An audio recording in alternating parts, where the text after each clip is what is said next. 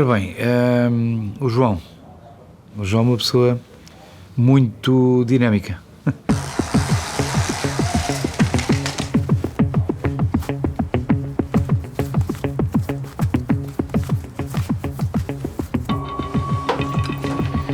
Comecei a correr sensivelmente aos 45 anos, comecei a correr maratonas aos 47 e fico como tudo na vida, do qual eu me tenho metido. Começa quase com uma brincadeira, digamos desta forma, e depois acaba quase uma coisa profissional.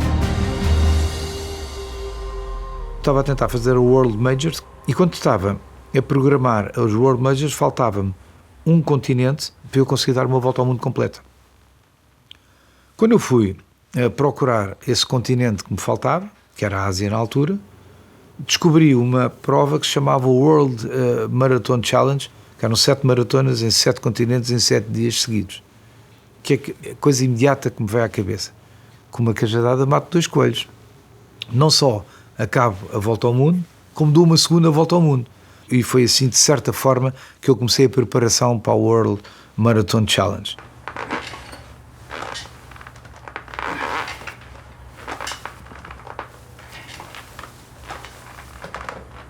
Uma coisa é correr a Boston ou Nova Iorque, ou Londres, ou Tóquio, ou Chicago, ou Berlim, que são os majors, ou a Maratona de Lisboa, ou do Porto, ou de Aveiro, em que se a coisa corre mal não há tema nenhum, apanhamos um táxi e vamos para casa, não há problema. Ali não.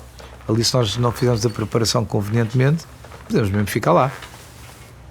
Portanto, o tema é muitíssimo mais complexo. E confesso que aquilo me entusiasmou muitíssimo mais. Eu uma vez li uma frase num livro de brincadeira, que eu vou agora aqui citá-la. Eu normalmente vou para as coisas quase impossíveis que lá há muito menos concorrência. De certa forma isso é verdade, porque nós vamos para provas onde existem 25 pessoas no mundo por ano a fazer aquilo. Portanto, são coisas de uma exclusividade extrema, também com preços completamente diferentes, também com empenhos completamente diferentes e naturalmente com exigências completamente diferentes. Mas aquilo era claramente a minha imagem.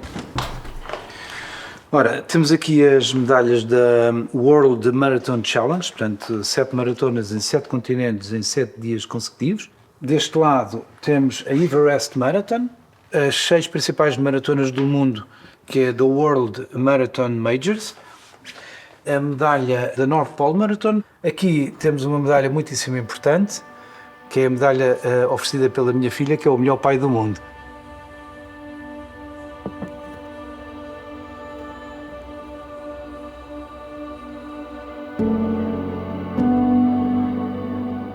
Gerir uma vida tão intensa com a vida familiar é complicadíssimo. Nós temos de tentar chegar a todo lado. Temos de tentar ser bons em todo lado. E às vezes deixamos coisas para trás. E os meus filhos pagaram um bocado essa fatura.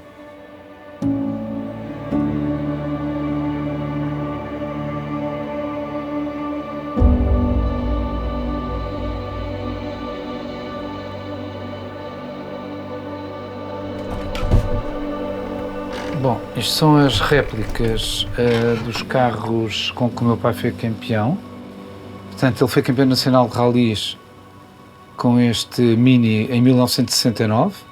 Este carro tem uma história interessante, porque o carro, 40 anos depois destas provas, conseguimos saber, através de um comerciante de automóveis, que o carro estava em Gondomar, completamente destruído, claramente mesmo a servir de capoeira, portanto, completamente desmontado, completamente destruído. E aqui sou eu com o meu filho André, no classificado lá embaixo no Algarve. Por acaso, ralia-se que nós ganhámos, portanto, a classe turística, e é engraçado, enfim, já na terceira geração, com o meu filho André, com o mais velho, já nesse rally.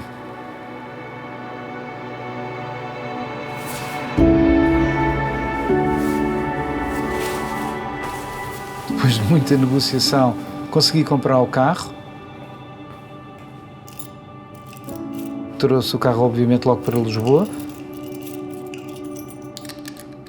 O carro depois teve cerca de 3 anos, 4 anos a ser restaurado ao pormenor. Basicamente, o carro hoje ou vai aos Classic Cars ou vai a exposições, enfim.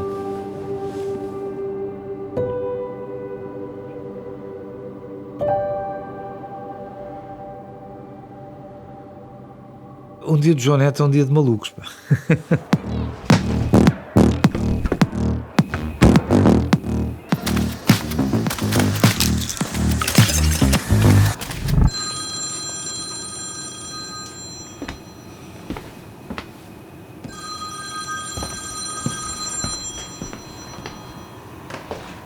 Estou?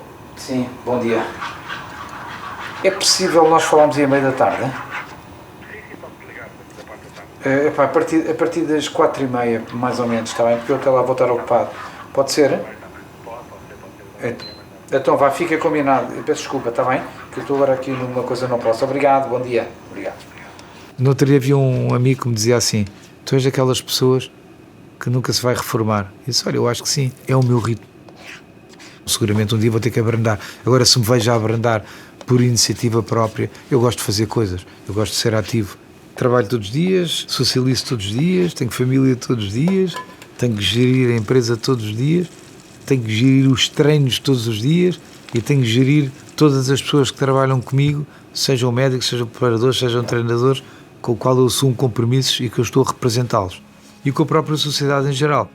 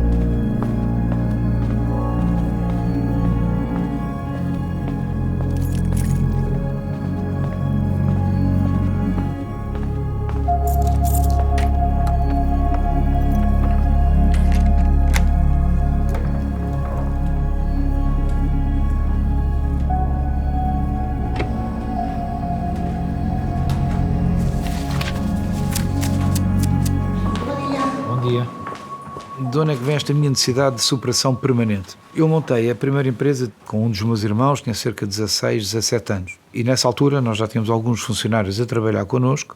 Era uma empresa de explorações marítimas, barcos, escolas de ski, as motos de água, enfim. Essa empresa eu tive-a durante cerca de 13 anos. Ora bem, eu com 18 comecei a ser um profissional da área de telecomunicações.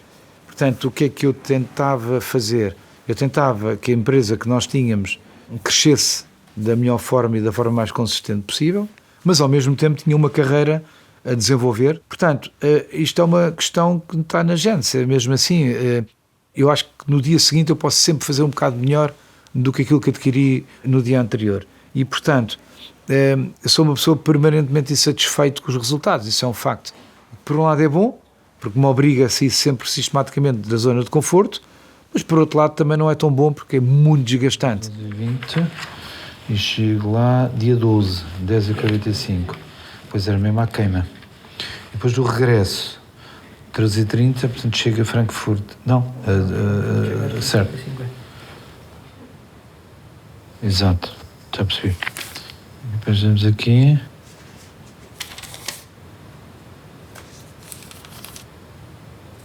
É isto, não é? Seja-me pôr. Please. Obrigado. O sucesso para mim é uma consequência de muito trabalho. Não é possível ter sucesso com atalhos. O sucesso está no percurso, da forma como nós fizemos o nosso percurso.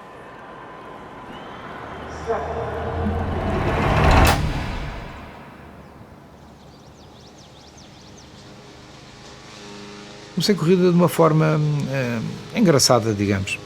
Eu nadava bastante e andava muito de bicicleta. Fazia BTT, por aí fora. E numa determinada fase da vida ia participar num Ironman e mais ou menos ali a um mês da prova tive um problema de saúde, que os homens têm volta e meia para quem anda muito de bicicleta, problema na próstata, basicamente. E, portanto, fiquei inibido de pedalar durante um ano. Não só não fiz a prova, como tive que arranjar aqui uma alternativa.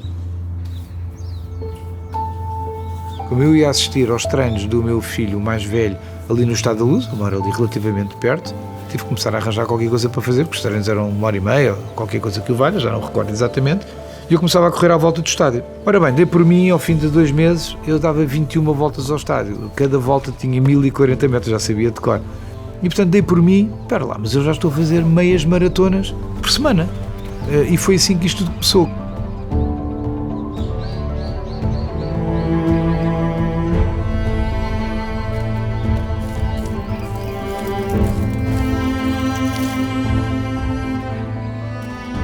Portanto, fui à primeira prova, curiosamente no Benfica também, inscrevi-me na prova dos 5 km, fiquei frustradíssimo, como é óbvio, nem deu para aquecer, não é? Passei para os 10, passei para os 21 e então achei que o desafio dos desafios era correr a Maratona de Lisboa, creio que em 2014. Quando acabei a prova, fiquei orgulhosíssimo do meu feito e inscrevi-me na Maratona de Nova Iorque. Por sorte, saiu-me o sorteio imediatamente. E, portanto, a minha segunda prova foi em Nova Iorque. Fiz Nova Iorque, a prova até correu relativamente bem, já um bocadinho melhor que Lisboa, e foi assim que isto tudo começou. Foi a partir daí que eu comecei a correr. Depois passámos para os extremes e para outras coisas. Tinha a expectativa de vir tentar fazer a prova mais radical e frio. Finalmente estou aqui no Polo Norte a conseguir concretizá-la, vou tentar, tento fazer as maratonas, enfim, tanto quanto possível aí do mundo e faltava meta, era um dos objetivos grandes que eu tinha, era de vir fazer e vim desta vez tentar, que é um privilégio estar aqui e ter esta possibilidade. É tudo muitíssimo especial, é a primeira vez que 2 portugueses estão presentes nesta prova e é um privilégio. Eu sempre quis toda a vida pensar um dia fazer alguma coisa pelo meu país que fosse inovador, fosse criativo e fosse novo, e finalmente estou a ter essa oportunidade.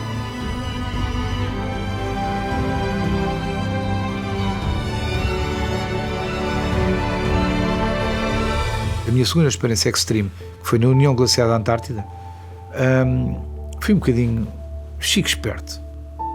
Se me permite a expressão, o Tuga chique esperto. Não tinha muita experiência, não tinha ninguém a apoiar-me, tinha muita força de vontade e tinha muita motivação, era a única coisa que eu tinha. E eles tinham-nos dito, vocês 5 a 5 km têm que parar, têm que beber umas coisas quentes, enfim, por aí fora, uma série de indicações. Ora, eu subestimei, isso é uma coisa que eu aprendi depois para a vida também profissional, eu subestimei o que eles me disseram, portanto arranquei cheio de força. Quando os meus colegas opositores, concorrentes, paravam para comer, para beber as coisas quentes que eles referiam, eu aproveitava e passava mais 2 ou 3.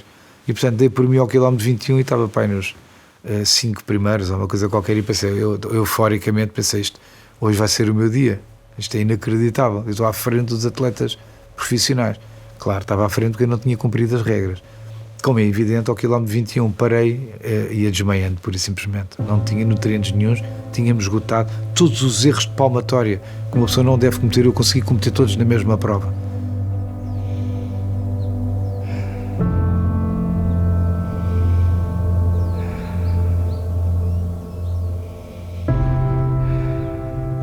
Consegui-me recuperar em cerca de 8 minutos, voltei à pista, mas as pernas já não as recuperei. Não estava a correr, estava a andar como 2 troncos. Portanto, passei para aí de 5º da geral para 21º, porque eu não tinha a mínima capacidade de fazer frente àquelas condições climatéricas e estava completamente esgotado, completamente exausto.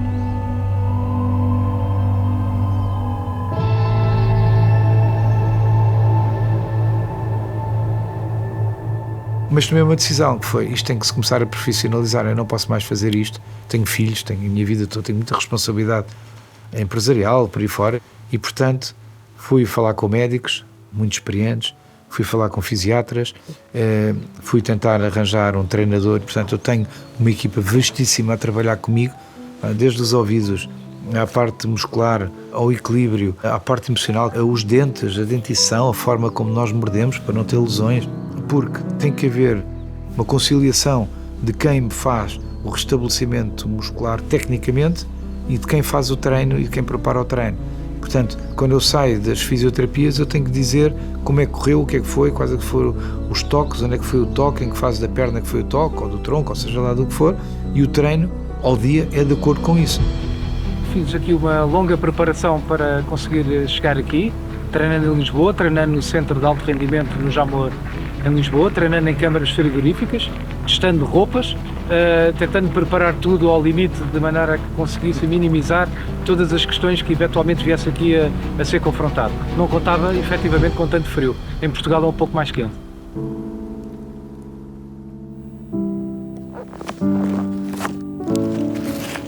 Bom, eu tenho treinos extremos em tudo o que é lado. Em tudo na vida.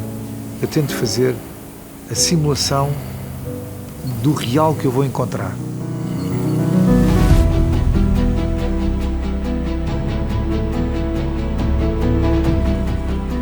Nós não temos a mínima hipótese em Portugal de fazer simulação daquilo que vamos encontrar num Polo Norte ou numa Antártida. Não temos como.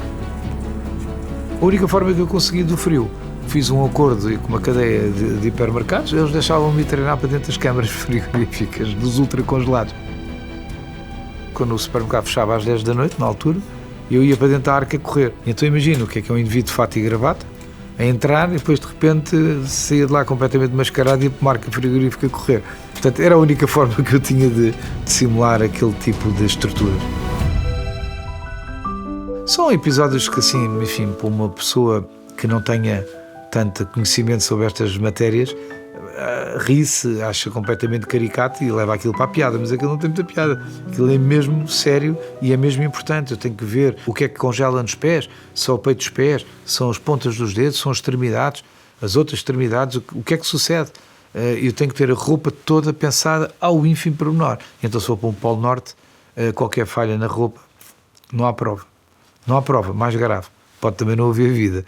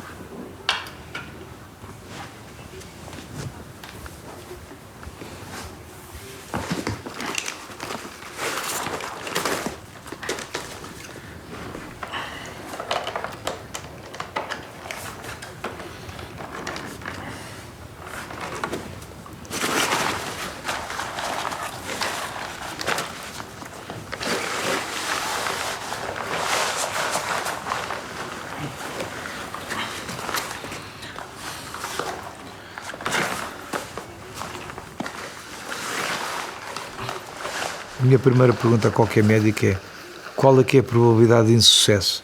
Se tivermos insucesso, quanto tempo é que o insucesso surge? Eu tive um tema na perna, um melanoma na altura, e a minha primeira pergunta ao médico foi: se isto correr tudo mal, quanto tempo? E ele riu-se, não é? Porque já me conhecia também, e disse-me: não, isto é uma coisa para um ano, então não faz mal que eu tenha a prova daqui a 6 meses, portanto vamos continuar com os treinos. Fui logo operado. Fui operado 2 vezes até. O médico, enfim, reforçou-lhe um bocado a costura, porque eles também já me conhecem. Então, em vez de ir correr, ia para a piscina com uns elásticos nas pernas e nadava só com os braços. Mas já tive muitas circunstâncias, muito. Uma vez tive uma disseção da carótida. Tive sorte, foi um aviso muito forte, muito importante, mas que conseguiu ser aclimatado. Portanto, imagino, eu tinha acabado de fazer uma apresentação, um canal de televisão, da minha digressão ao Everest, e no dia seguinte uma disseção da carótida. E a minha primeira pergunta quando cheguei ao hospital foi ao médico, isto foi em fevereiro, nunca mais me esquece, se ele achava que eu podia ir para o Everest em maio. E ele, com muita calma, muita ponderação, dizia-me: olha, depois falamos sobre isso um bocadinho mais à frente, agora vamos aqui recuperar. E portanto o mindset sempre foi esse. E o que é facto é que fiz a recuperação, tive muita sorte, a sorte também tem de estar associada a estas coisas. Tenho uma boa capacidade de regeneração, mas tive muita sorte, porque as outras pessoas não tiveram tanta sorte quanto eu. E 2 anos depois estava no Everest mesmo, a subir o Everest na mesma, e mais, a correr uma maratona lá.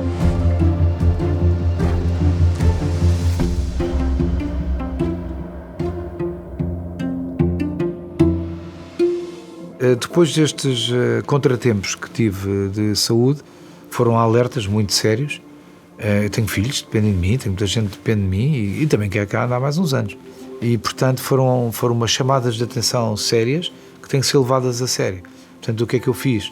Em vez de ter treino de rendimento ao máximo, não, tenho um treino de rendimento ponderado. Às vezes costuma-se dizer que devagar se vai muito mais ao longe.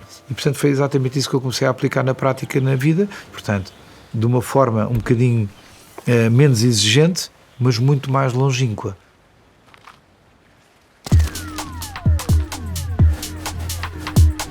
Também tenho treinos muito específicos e faço sozinho. E durante esses períodos eu penso muito naquilo que fiz bem e naquilo que fiz de mal. Já tenho decisões estratégicas que são importantíssimas e muitas vezes o que é que eu faço? Eu, antes de tomar qualquer decisão, eu vou correr 2 horas com os fones, sozinho. E quando volto, às vezes agarro naquela decisão e altero-a na íntegra, porque já estou a pensar de uma forma completamente diferente. Portanto, os erros, para mim, são brilhantes.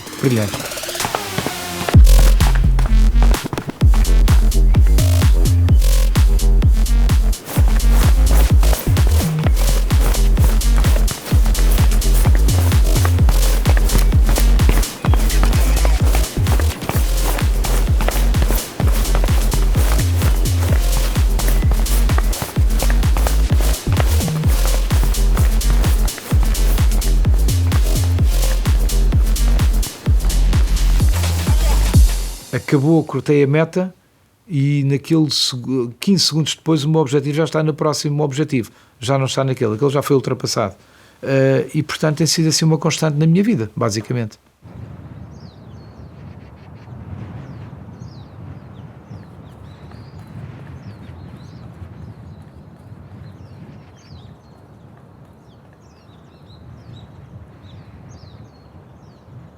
Eu primeiro concluo o objetivo e no dia que concluo o objetivo eu retiro-me e vou procurar uma nova oportunidade. Eu ontem estava numa maratona e as pessoas perguntavam, e agora, isto foi um sucesso? Se foi, sim senhora, foi um sucesso, nós andámos um ano inteiro a trabalhar para estas 4 horas e picos.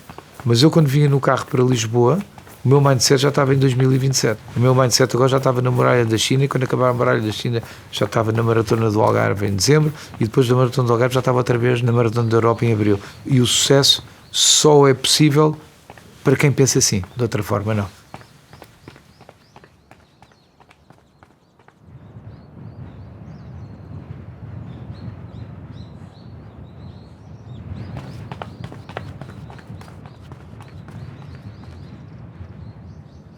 Disse-me isso que ainda não tinhas ligado. Olha, diz-me só uma coisa muito rápida. Eu precisava de um orçamento de uns tablets Samsung Tab S6 Lidl de 10 polegadas. Tu tens isto ou não? Como é que eu consigo ter o preço disto?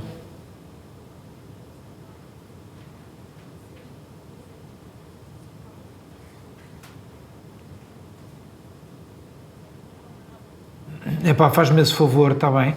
Está bem, muito obrigado. Um abraço muito grande para ti, gostei de te ouvir. Um abraço, obrigado. A Maratona da Europa foi um processo extraordinariamente interessante. Houve uma gala da Federação Portuguesa de Atletismo que me convidaram.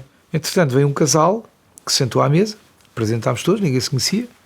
O casal era o Paulo Costa e a Fernanda, a mulher dele, que são os donos da organização da Maratona da Europa. Começámos a conversar e houve ali uma química imediata, basicamente. Porque eles têm um filho com características especiais, eu também uma filha com características especiais e, portanto, gerou-se logo ali uma cumplicidade entre nós. O Paulo Costa, nesse mesmo dia, convidou-me para ser embaixador e padrinho da Maratona da Europa, numa atitude bastante simpática.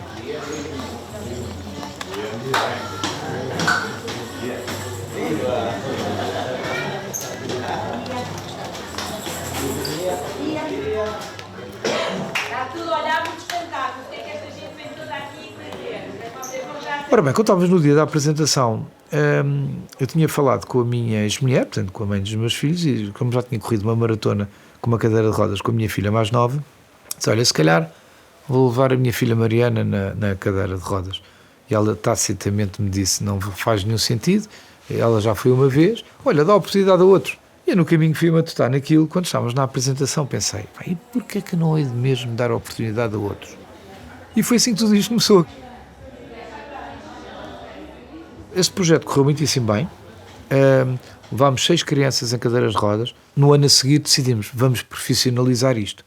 E foi aí que veio o projeto e foi aí que veio a ideia das rodas solidárias.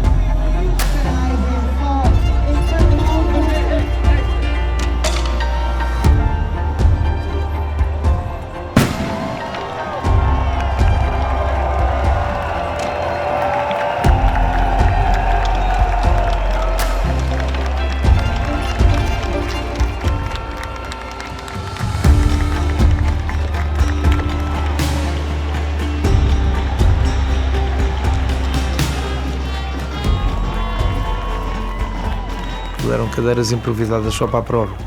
E caiu uma ficha. Eu pensei, nós com tantas coisas, com tantos negócios, com tanta vida sempre a 1000, e nem percebemos que há pessoas que não têm uma cadeira de rodas para poder sair de casa. E portanto o projeto Rodas Solidárias começou assim. As rodas solidárias hoje já ganharam a visibilidade pública, já ganharam o respeito das pessoas. Agora, the sky is the limit, não sei o que é que vai ser o futuro.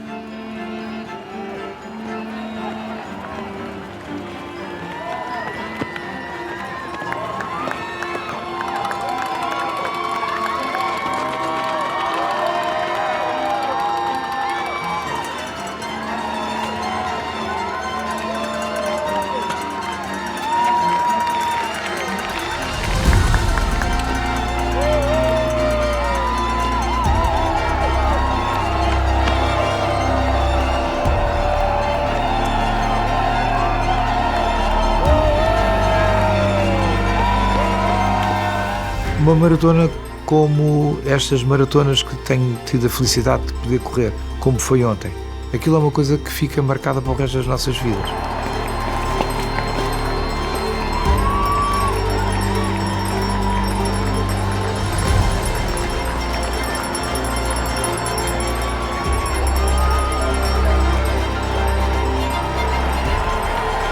Portanto, aquilo é de uma satisfação, aquilo é o dia daquelas pessoas. Porque o projeto também é delas. Portanto, nós representamos toda a gente, toda a sociedade naquelas provas.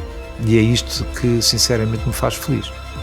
Eu já não tenho idade para ir fazer tempos. O que me faz efetivamente feliz é poder ter a oportunidade de fazer o bem a alguém.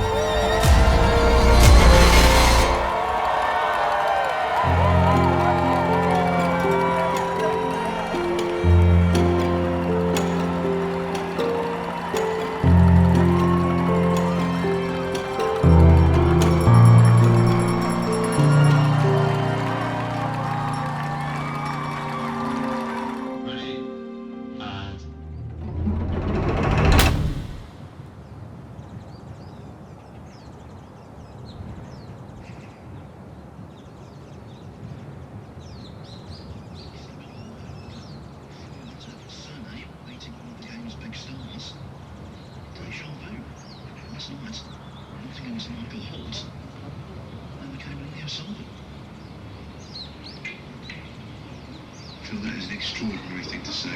How do you dream that one up? When you're right, it might happen again here. With the surnames, goodness. Well, he's looking at a plant into the left corner. Is he? Yeah, he is. Well, it needs to go in because there's no shot for nothing here.